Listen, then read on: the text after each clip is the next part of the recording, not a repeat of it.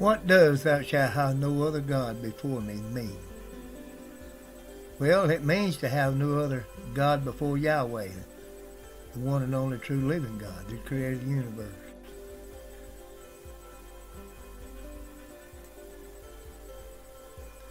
The Lord did not want his people to give their hearts and souls and minds to anything ahead of him.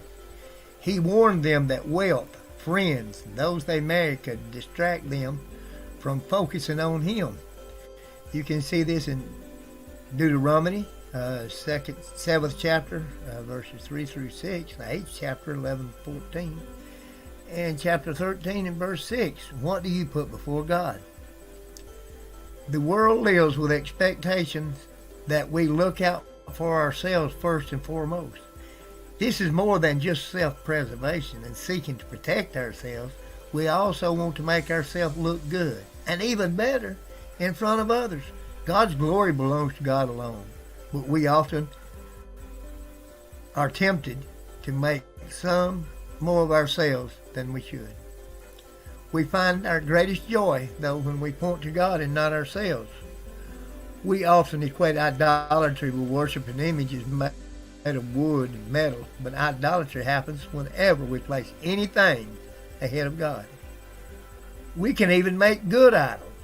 You say, what do you mean make good idols? Well, you can take something that's good and turn it into an idol.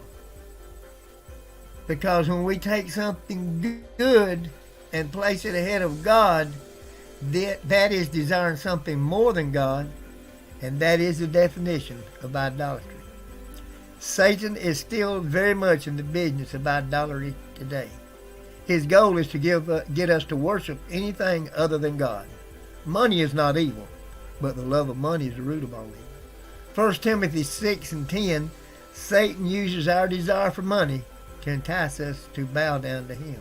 Sex is a good gift from God, but God designed a marriage between a man and a woman in a long life covenant relationship to be the only place for sexual desire to be satisfied.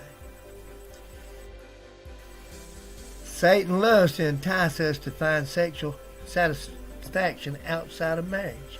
Another way to understand temptation and sin is turning away from God to find satisfaction in something or someone else. When we turn away from God to find satisfaction elsewhere, the Bible calls us adulterers and adulterers. James 4 and 4. What do you put before God? Expose your idol. Consider where you turn when life becomes difficult. Where do you look for satisfaction and joy?